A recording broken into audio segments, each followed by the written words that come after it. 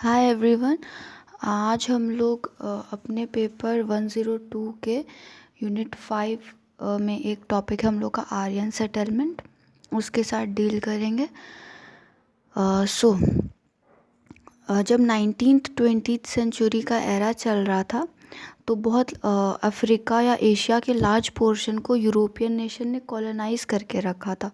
और उसी टाइम में मतलब ये लोग डिस्क्राइब करते थे, हिस्ट्री को रिलेट करते थे किसी मूवमेंट से या डिफरेंट रेसेस के इंटरैक्शन से। तो ये सब मतलब उस टाइम चल रहा था और स्कॉलर लोग जो रेस टर्म है उसको बहुत हॉलो वे में यूज़ करते थे। वो लोग क्या करते थे कि टर्म जो रेस है उसको लूजली यूज़ किया जाता था एक एथनिक या कल्चरल ग्रुप को, और एक ट्रेंड चला दिया गया था लोगों को क्लासिफाई करने का रेस के हिसाब से। जैसे कि वो बोल देते थे मंगोल वाले रीजन को कि ये मंगलॉइड है, अफ्रीकन रीजन को कि वो नेग्रॉइड है। तो ये मतलब सरफेस पे लगता था कि ऑब्जेक्टिव है, साइंटिफिक है, लेकिन बट ये रियलिटी में बहुत ही एक तरह से रेसिस्ट सब्जुगेशन था एशियन और अफ्रीकन का यूरोपियंस के हाथों। ये लोग ऐसे वर्ड यूज़ करके इनको सब्जुगेट करते थे। तो ये तो एक ट्रेंड चला कि रेस टर्म को वैसे यूज़ कर लिया गया। एक और रेस था हम लोग का आर्यन रेस, ठीक है।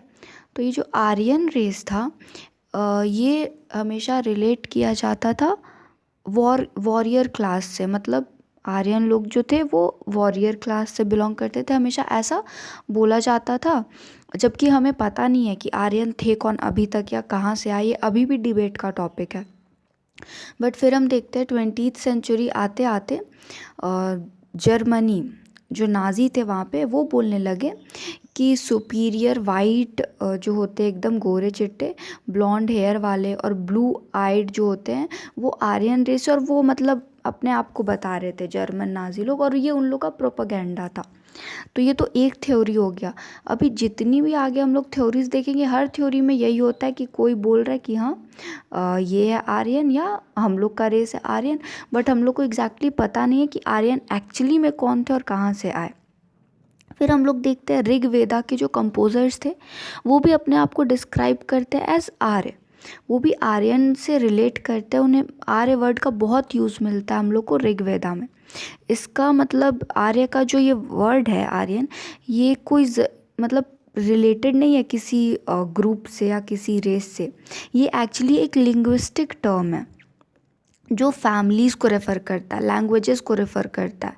तो इसीलिए इसको ब्रांच ऑफ इंडो यूरोपियन या इंडो यूरोपियन फैमिली लैंग्वेजेस के ब्रांच में हम लोग इसे काउंट करते हैं, ठीक है।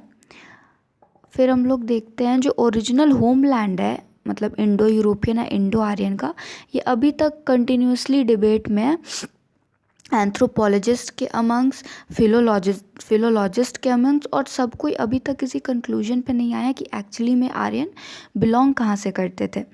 हाउएवर दो व्यू है, मतलब आर्यन कहाँ से बिलोंग करते थे उनके बिलोंगिंग को लेके दो व्यू हैं। पहला व्यू है और एक दूसरा व्यू। पहला व्यू बोलता है कि ये जो आर्यन थे ये आए थे हमारे मतलब इमिग्रेंट्स थे, मतलब वो माइग्रेट किए थे हमारे इंडिया के टेरिटरी में।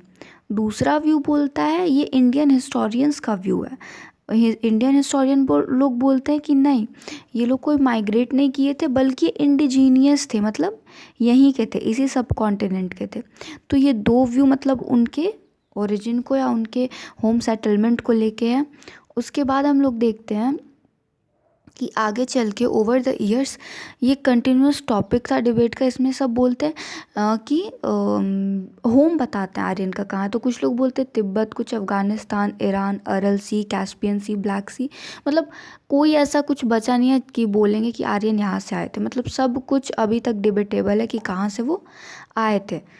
तो ये हो गया। इसी में सबसे एक फेमस थ्योरी है हिंदू कुश माउंटेन्स का। इसके लिए हम लोग पहले मैप देखते हैं। ये बाद में देखेंगे। ये हम लोग ने जो अभी देखा ऊपर जितना समझा आर्यंस के बारे में वो मैप के थ्रू समझते हैं। जैसा कि ऊपर बोला जा रहा था, अफ़गानिस्तान वाले एरिया उधर से आए हैं आर्यन, वो उनका होम सेटलमेंट था। तो ये है हम लोग का रूट 1। बोला जाता है कि ये ये पाकिस्तान, सॉरी, ये है रूट 1। ये बोला जाता है कि अफ़गानिस्तान के एरिया से ये लोग एंट्री किए थे इंडिया में। और ये हम लोग का रूट 2 है, पाकिस्तान वाला एरिया, नीचे कांदाहार वाले एरिया से बोला जाता है एंट्री किए थे। तो पहला ये अफ़गानिस्तान, दूसरा रूट पाकिस्तान, इधर से एंट्री किए थे। फिर बोला जाता है कि एंट्री करने के बाद ये स्वात वैली के नीचे सप्त सिंधु वाला जो रीजन है, या सप्त सिंधवा, यहाँ 7 रिवर्स यहाँ से निकलते हैं, तो इसी में ये सेटल करके और यही इनका होम हो गया। और फर्दर यहाँ सेटल करने के बाद जो आर्यंस थे, इन्होंने एडवांसेस किए, मतलब यहाँ सेटल हुए, फिर धीरे धीरे ये लोग इधर गए, इधर गए, इधर गए, इधर गए, तो इन्होंने एडवांसमेंट की। अब हिंदू कुश वाला जो है थ्योरी, वो देखते हैं। ये जो मैप है इसमें दिख रहा होगा, जो डार्कर पोर्शन है, ये डार्कर पोर्शन इतना जो है, ये पूरा बोला जाता है ये हिंदू कुश माउंटेन्स का रीजन, और बोला जाता है इधर ही से आर्यन लोग आए हैं। तो ये तो किधर से भी आ सकते हैं, ये भी हिंदू कुश माउंटेन है, ये भी। तो उसके बाद बट इस थ्योरी में बोला जाता है कि इन्होंने, आर्यंस ने हिंदू कुश वाले माउंटेन को क्रॉस किया, ठीक है। After crossing Hindu Kush, Aryan Indian territories में एंटर कर गए। और कब एंटर किए, इस चीज़ का हमारे पास कोई प्रॉपर टाइमलाइन नहीं है, कोई क्रोनोलॉजी हम लोग को मिलती ही नहीं है कि वो कब एंटर किए इंडियन टेरिटरीज़ में। इनफैक्ट उनका आइडेंटिटी अभी तक डिबेटेबल है कि वो थे कौन। तो एंट्री का तो बात ही अलग है। उसके बाद बोला जाता है कि वो सेटल हो गए काबुल वैली के अराउंड, पंजाब वाले एरिया में। और जो रीजन इन लोग ने आगे ऑक्यूपाई किया वो था सप्त सिंधु वाला रीजन, या लैंड ऑफ 7 रिवर्स। और उधर वाले एरिया में जहाँ से आए थे, जिधर जिधर इन्होंने मतलब एंट्री की, वो वाला एरिया आता है अफ़गानिस्तान, ठीक है, नॉर्थ वेस्ट फ्रंटियर प्रोविंस, उसके बाद कश्मीर, पंजाब, ये सब बोला जाता है। तो ये तो हिंदू कुश रीजन वाला थ्योरी था कि आर्यन सेटलमेंट का, कि वो किधर से और कहाँ सेटल किए। अच्छा, अब इनके कल्चर के बारे में हम लोग थोड़ा जान लेते हैं। इनके कल्चर में सबसे डोमिनेंट चीज़ था हॉर्स का। ये लोग हॉर्स का बहुत यूजेस करते थे डोमेस्टिकेशन में और डिफ्यूजन में। ये जो हॉर्स है, ये मतलब बहुत इंडिस्पेंसिबल, मतलब आप इसको सेपरेट ही नहीं कर सकते आर्यन कल्चर से, ऐसा पार्ट था हॉर्स। ये क्रूशियल रोल प्ले करता था इंडो यूरोपियन के लाइफ में। ये जो हॉर्स है, इसको ऋग्वेदा में हम लोग ये अश्व टर्म को बहुत बार यूजेस में देखते हैं। और इनके जो कॉग्नेंट्स है ऋग्वेदिक के, मतलब अवेस्ता, ग्रीक, लैटिन, इन सब में ये मेंशन है कि मतलब हॉर्स का यूजेस होता था अच्छा खासा। उसके बाद हम लोग देखते हैं कि हमारे जो हेरोडोटस है, उन्होंने मेंशन किया है कुछ ईरानियन ट्राइब्स जो हॉर्स के नेम के बाद अपना नाम रखते थे, ठीक है। तो ये जो टर्म है आपका अश्व या हॉर्स, वो 215 टाइम्स अकर हुआ ऋग्वेदा में। और अदर एनिमल भी फ्रीक्वेंटली मेंशन है, जैसे कि काऊ, ये सब। लेकिन हॉर्स का जो पोजीशन है वो अलग ही था, मतलब वो इंडिस्पेंसेबल पार्ट था इन लोग के लाइफ का। All right. और ये लोग वैदिक गॉड्स को मतलब उनके प्रेज में भी मांगते भी थे ये हॉर्स को, कि हाँ हमको मतलब हॉर्स चाहिए, मतलब प्रेयर्स में, ठीक है। उसके बाद हम लोग देखते हैं फर्दर दूसरे टेक्स्ट भी है, जैसे कि ओडिसी हुआ, ग्रीक टेक्स्ट हुआ। इन सब में ना हम लोग को मेंशन मिलता है कि मतलब हॉर्स का अलग अलग नाम से, कि वो लोग हॉर्स को बहुत, आर्यन कल्चर का वो इंडिस्पेंसेबल पार्ट था। जो अर्लीस्ट डोमेस्टिकेटेड हॉर्स था वो हम लोग को मिला है, मतलब एविडेंस मिले हिस्ट्री में, इंडियन सब कॉन्टिनेंट से ज़्यादा दूर नहीं, मतलब कंसिडरेबल डिस्टेंस पे मिले हैं। तो ये इससे पता चलता है कि हाँ, largest number of horses use होते थे आपका इंडियन कॉन्टिनेंट और नीपर रिवर, डायनीपर रिवर और वोल्गा रिवर के बीच में। उसके बाद ब्लैक सी के अराउंड भी आपका हॉर्स का एविडेंस मिला है, मतलब हॉर्स का एविडेंस हम लोग को बहुत मिले हैं। वेस्टर्न एशिया का बात करें, एनाटोलिया वाला रीजन जो हम लोग ने टर्की, मेसोपोटामिया सब पढ़ा है, तो इसमें हम लोग को एविडेंस मिला है जब आपका कसाइट इन्वेजन हुआ था बेबीलोनिया में 1595 के अराउंड, तब मतलब वहाँ पे हम लोग को एविडेंस मिले हैं कि वहाँ पे हॉर्स का यूज़ होता था, वहाँ पे हॉर्स के, और हम लोग ने पढ़ा भी था कसाइट असीरिया में कैसे उन लोग ने हॉर्स का अडॉप्शन किया था और उसको एक्सपेडिशन में, मिलिट्री एक्सपेडिशन में वो लोग यूज़ करते थे। उसके बाद सेकेंड इन लोग का कल्चर का इंसेपरेबल पार्ट है वो है आपका वॉर चैरियट्स। वॉर चैरियट्स मतलब वही आपका रथ बोल सकते हैं जिसको हॉर्स से अटैच करके ये लोग वॉर फील्ड में या मैदान में उतरते थे।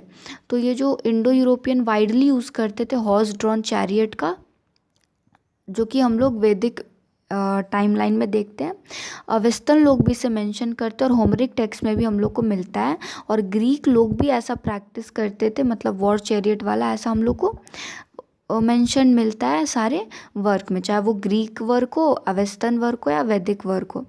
अच्छा, इसमें एक और चीज़ है, इसमें बोला गया है कि एक नाम मेंशन है दशरथ। ये जो दशरथ नाम है ये बोला गया है, इसका मीनिंग अगर हम लोग निकाले तो वॉर चैरियट मतलब रथ हम लोग ने देखा, और उसके आगे 10 लगा मतलब 10, तो ऐसा इंडिविजुअल जिसके पास 10 वॉर चैरियट है। तो ये जो नेम है ये मितानी किंग का हम लोग को मिला, जो 10 चैरियट पोजेस करते थे, था उनके पास, जो कि मतलब इंडिया में हम लोग को इसका एविडेंस मिला है। और ये बहुत ही अच्छे से बिल्ड किया होता था, क्ले का व्हील्स होता था हड़प्पन कंटेक्स में अगर देखा जाए तो।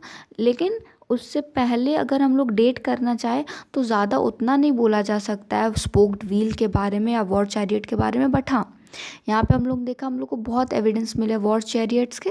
और ये लोग नाम से भी हमें पता चल रहा है, नाम भी मतलब उसी के अकॉर्डिंग रखा गया। ऊपर भी हम लोग ने देखा हेरोडोटस ने मेंशन किया ईरानियन ट्राइब्स के ऊपर, बोले वो कि कुछ कुछ ऐसे लोग थे जो हॉर्स के बाद ही अपना नाम रख लेते थे ट्राइब लोग। फिर है पिट ड्वेलिंग कल्चर।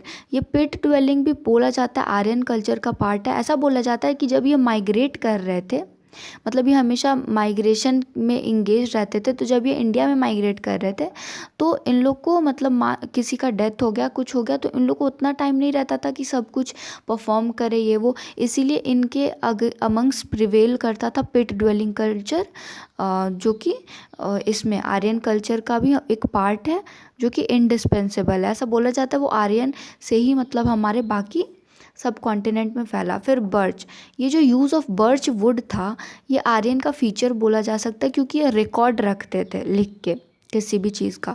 इसको संस्कृत में भुर्जा बोलते हैं, बर्च को, वुड पे जिस पे हम लोग राइटिंग फॉर्म करते हैं, मतलब रिटन फॉर्म में कुछ रखते हैं। इसके जो कॉग्नेंट्स हैं मतलब सिमिलर हम लोग को अगर कुछ मिले तो वो इंडो यूरोपियन लैंग्वेजेस में मेंशन है बर्च का, ठीक है। भले ये बर्च वाला जो ट्री है ऐसा लिखने वाला, ये हमको मिलता था यूरेशिया वाले पार्ट में, जैसे कि यूक्रेन वाला एरिया, लेकिन इसके रिमेन्स हमें एंड्रोनोवन सेटलमेंट्स और बाकी जगह भी मिले हैं। तो ये भी हम लोग का जो बर्च वाला यूज़ है लिखने वाला कल्चर, इसको आर्यन से रिलेट किया जा सकता है।